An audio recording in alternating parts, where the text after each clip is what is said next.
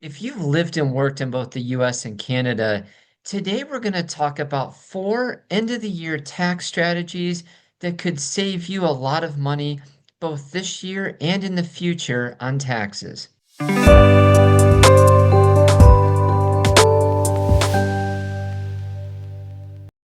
name is Brian Haggard. I'm a certified financial planner, chartered financial analyst. I'm the founder of RetireMitten Financial. We help simplify your cross border retirement plan.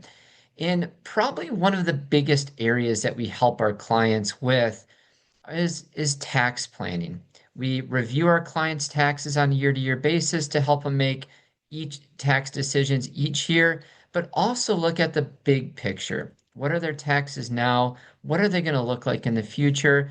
And what tax strategies should we implement to make the tax burden easier and easier? Both if you decide to stay here in the States, as well as, and maybe even more importantly, if you decide to move back to Canada at some point.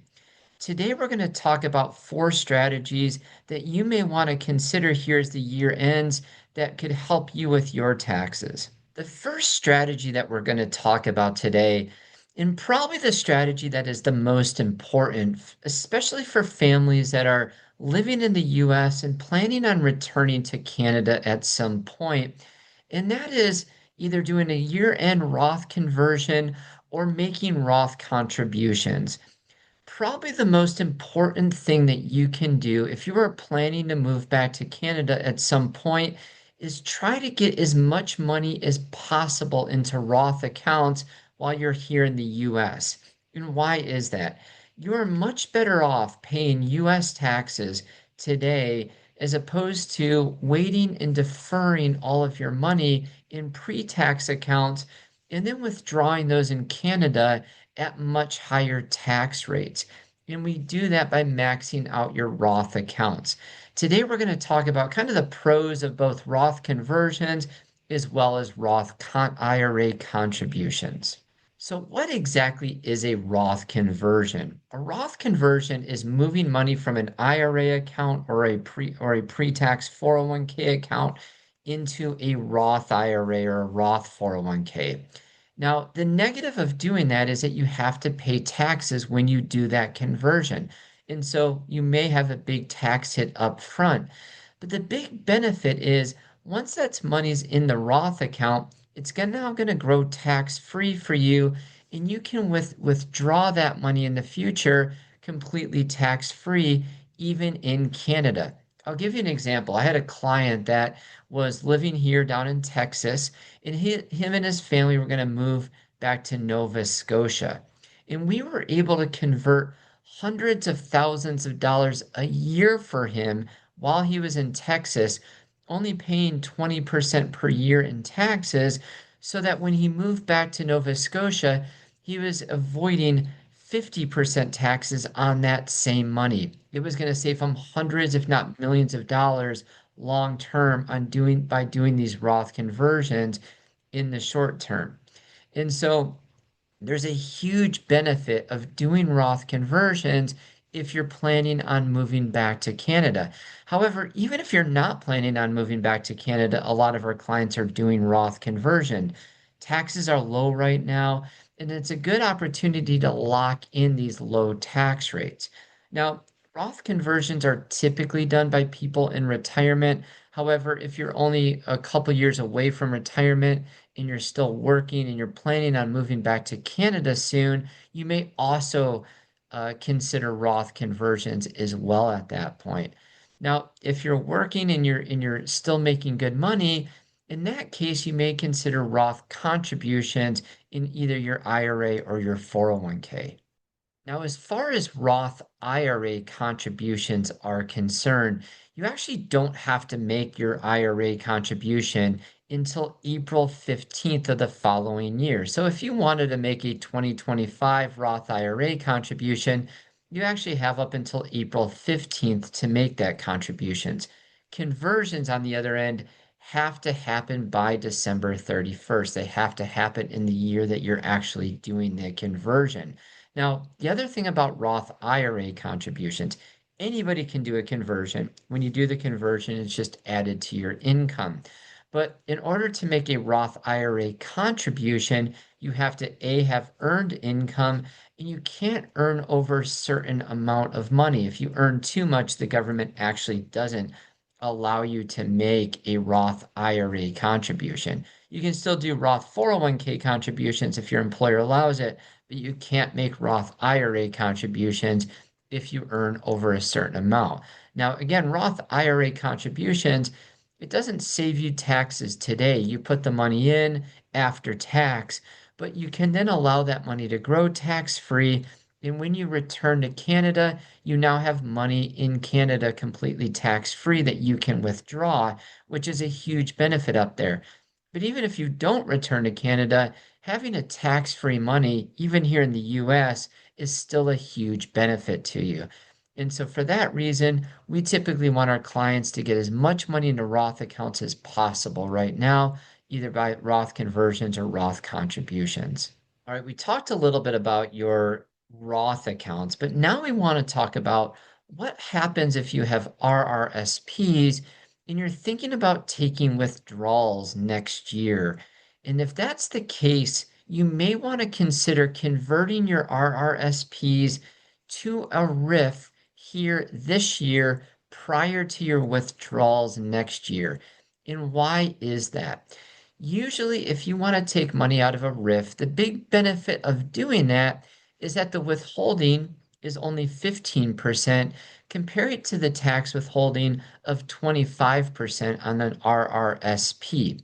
However, to get that more favorable tax withholding, you typically need to convert your RRSP to the RIF the year before those withdrawals begin. Most custodians that we see that we work with require the RIF to be established prior to the year beginning in order to get that more favorable 15% tax return or tax withholding. So if your thought is that you're retiring next year, or maybe you're already retired and you want to start those RIF withdrawals as early as next year, I would look at starting to convert those RRSPs to RIFs this year so that you have that more favorable tax withholding next year when you actually take the money out. Now, just a warning, if you do convert your RRSP to a RIF, you have to start taking annual withdrawals the following year. So if you do an RSP to RIF conversion here in 2025, you have to start taking withdrawals from that RIF in 2026. But the benefit is if you do that conversion this year, you'll have a lower tax withholding next year as long as you withdraw less than 10% of the account value next year. Now, the previous two strategies that we talked about aren't really going to save you a lot of taxes this year. Actually, Roth conversions might end up costing you taxes this year. So now let's talk about some different strategies that may save you taxes this year. The first strategy that we're going to talk about is tax loss harvesting. For a lot of our clients, and probably for you as well, your investments have probably done very, very well over the last couple of years. And especially in those non-registered, those taxable brokerage accounts, that might mean that you have some pretty significant capital gains this year. Maybe you sold some stock for a gain. Maybe you're getting a distribution from a mutual fund company. But for a lot of people, they're seeing some pretty significant capital gains this year. And what they maybe wanted to do in that type of situation is do some tax loss harvesting. And what is tax loss harvesting? A tax loss harvest is when you take investments that have lost money, things that you have losses on in those investments, in selling those positions in order to take a loss. You may not have a lot of stocks. Hopefully, you don't have a lot of investments right now that do have a loss. But if you have any, this might be a time for you to take those losses before the end of the year. What those losses can then do for you is it would allow you to offset any gains you have in these brokerage accounts. So if you have any sales, it can offset those gains in those sales for you.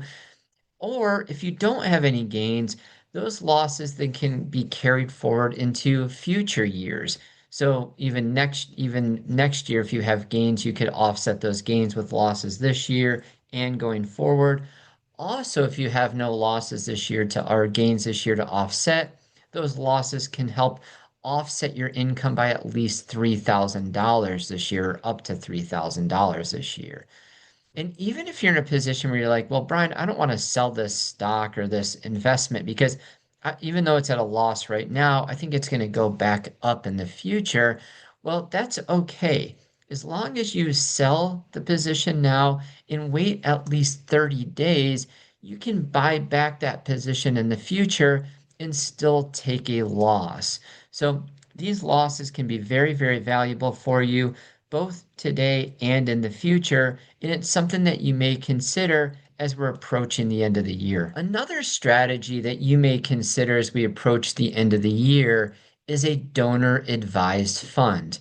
We have a lot of clients that are charitably inclined, but the recent changes to the tax laws have made that their charitable deductions or their contributions have become less tax favorable. Now, you probably don't make charitable contributions just for the tax benefit, but if you're able to get a tax benefit because of these charitable contributions, you might as well take advantage of it.